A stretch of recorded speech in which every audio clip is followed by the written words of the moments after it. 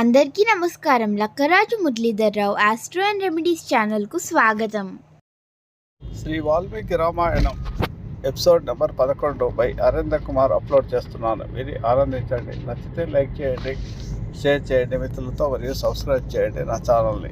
Thank you.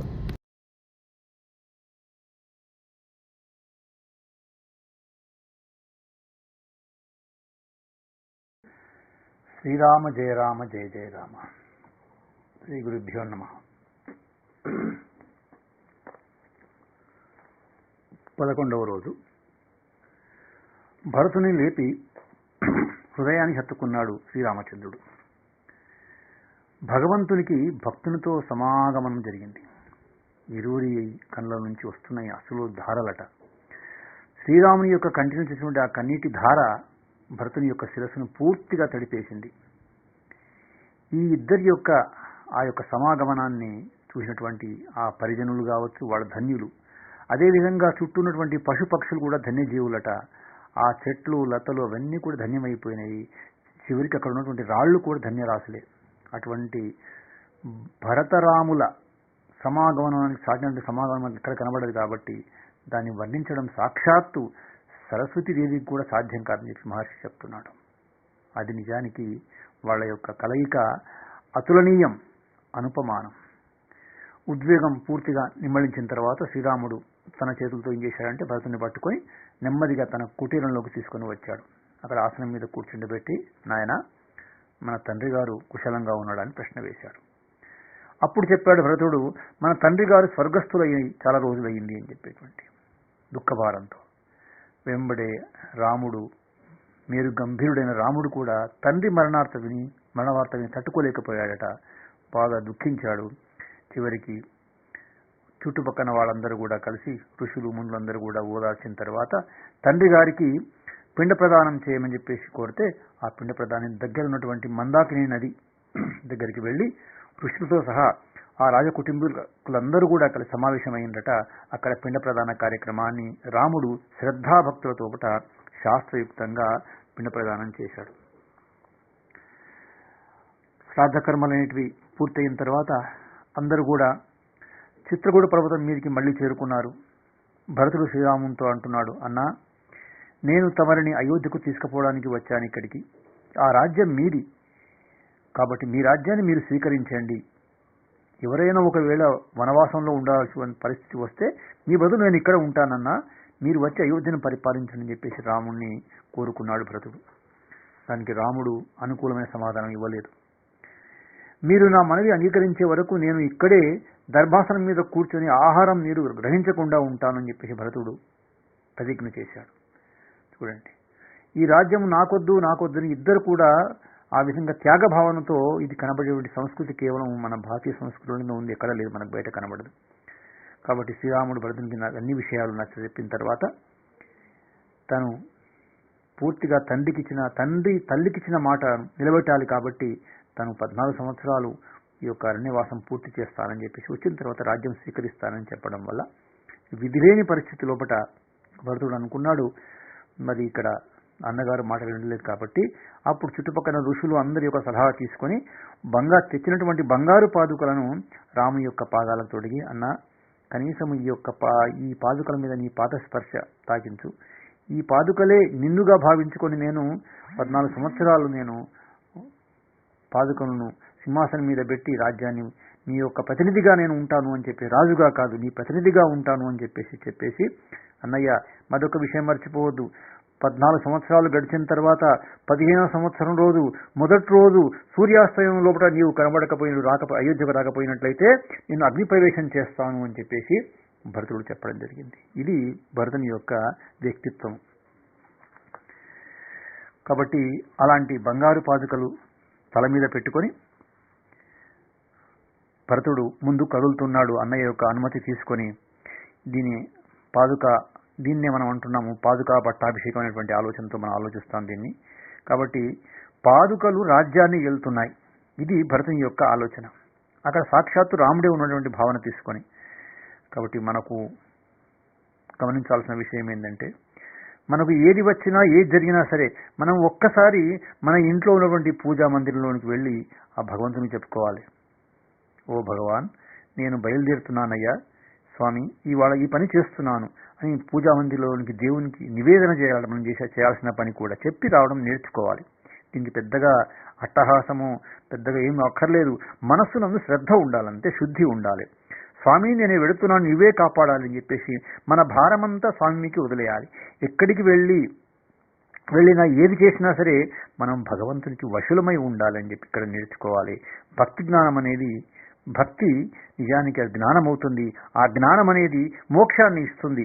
కాబట్టి పాదుకా పట్టాభిషేకం అనేది అంత గొప్పదైనది. అటువంటి పాదుకలను ఎంతో భక్తితో తలపైన పెట్టుకొని పోతున్నాడు భరతుడు అన్నమాట. కాబట్టి ఒక్కసారి ఈ విషయాన్ని గమనించినట్లయితే మనము మన భారాన్ని మనం ఎప్పుడు కూడా సంపూర్ణ విశ్వాసంతో భగవంతునికి అప్పచెప్పినట్లయితే సర్వం ఆయన్ని చూసుకుంటాడు. మన శరీర ఆరోగ్యం భగవంతుడే చూసుకుంటాడు. మనం మాత్రం భగవంతునికి సంబంధించిన కథలు వింటూ ఉండాలి. భగవంతునికి చెందినటువంటి కథలు చెప్పుకుంటూ ఉండాలి. మనకు కష్టం వచ్చినా సుఖం వచ్చినా భగవంతునికి చెప్పుకుంటూ ఉండాలి. మనల్ని ఆయనే రక్షించాలి. మనకు కష్టం వస్తే మనం పూర్వం చేసిన పాపాలు తీసేస్తున్నవాడు ఆయనే. ఆయన తప్ప మనకు మరొక రక్షకుడు లేడు అని భగవంతుని పట్ల పూర్తి విశ్వాసాన్ని, నమ్మకాన్ని కలిగి ఉండాలి. ఆ విధంగా నమ్మడమే పాదుకలను శిరస్సున పెట్టుకోవడం అంటే. బుద్ధి యందు మనము పరమేశ్వరుని నిలుపుకోవాలి. ఇది మనం దీంట్లో ప్రధాన అర్థం. కాబట్టి మనకు అన్ని వేళలా కలిసి రావాలని మనకేం లేదు. మనం ఒకటి అనుకుంటే మరొకటి జరగవచ్చు. మనం మంచి జరుగుతుంది అనుకుంటే చెడు జరగవచ్చు. ఏది జరిగినా సరే అది భగవంతుని ఆజ్ఞ ప్రకారం ఉంటుంది. ఆ విధాత అన్ని విషయాలు నిర్ణయిస్తూ ఉంటాడు. కాబట్టి మనలను ఎప్పుడు ధన్యులను చేయాలో ఆయనకు తెలుసు. పంట పండకుండా కొయ్యకూడదు కదా, ఎప్పుడు పక్వానికి రావాలో ఆయనకు తెలుసు. అందుకే పెద్దలైన వారు ఏదైనా కష్టం వస్తే దాన్ని ఏమంటారంటే వాళ్ళు ఈశ్వర కృప అంటారట. ఈశ్వర కృప అని చెప్పేసి ఆ విధంగా అటువంటి పాదుకలను శిరస్సు మీద పెట్టుకొని మధ్యలో భరద్వాజ మహాముని యొక్క ఆజ్ఞ తీసుకొని ముని దగ్గర కూడా ఇదే విషయాన్ని చెప్పి, మా అన్నగారికి ఈ విషయం చెప్పాను నేను.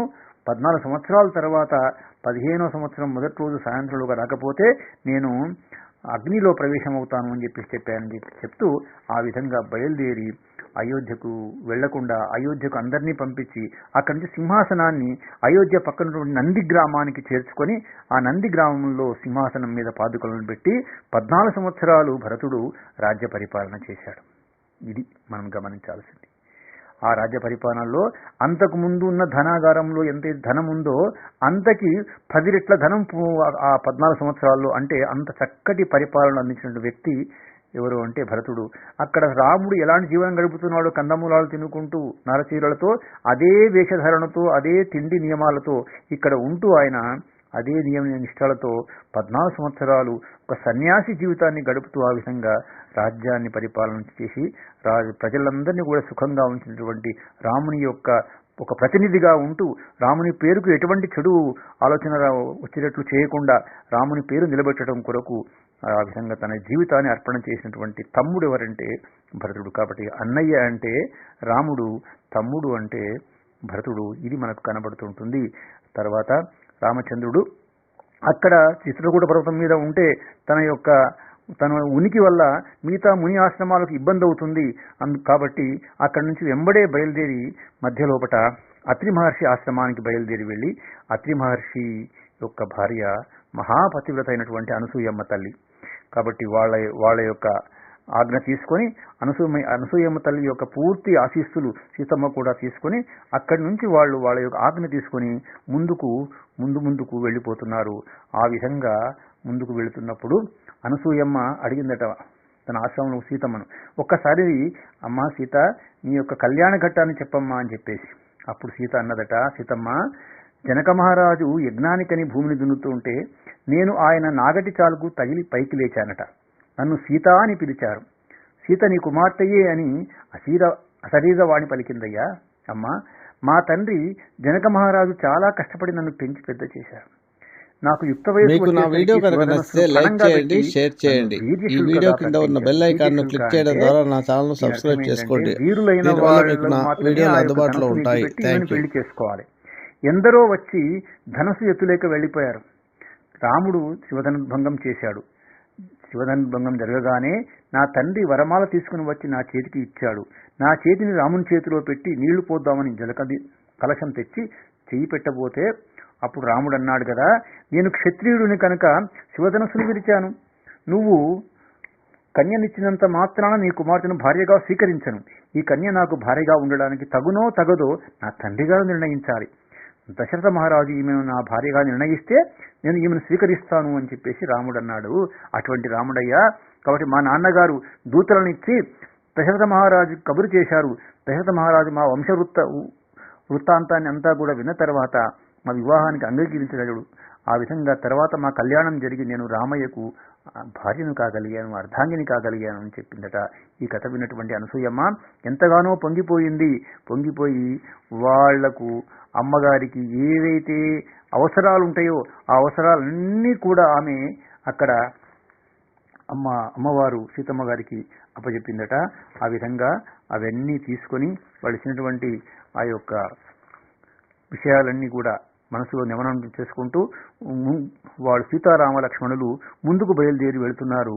కాబట్టి అయోధ్యకాండ ఇక్కడితో పూర్తవుతుంది. ఈ అయోధ్యకాండ లోపట ముఖ్యంగా గృహస్థాశ్రమ ధర్మాలన్నీ కూడా చెప్పారు. అందున అనసూయమ్మ యొక్క మహత్యాన్ని కూడా మనకు దీనిలో మహర్షి మాటల ద్వారా చెప్పించారు మనకు.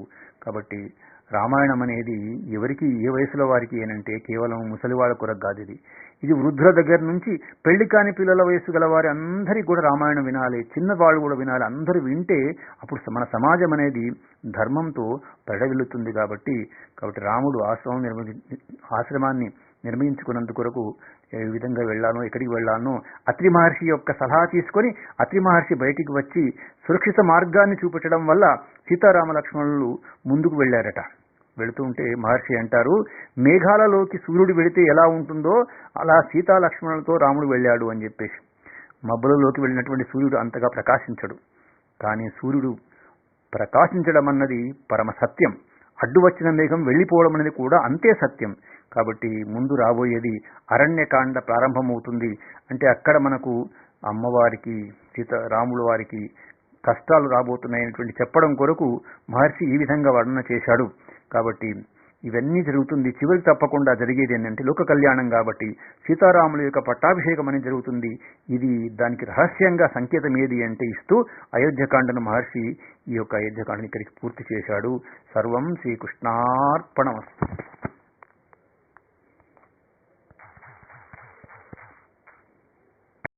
మీకు నా వీడియో కనుక నచ్చితే లైక్ చేయండి, షేర్ చేయండి.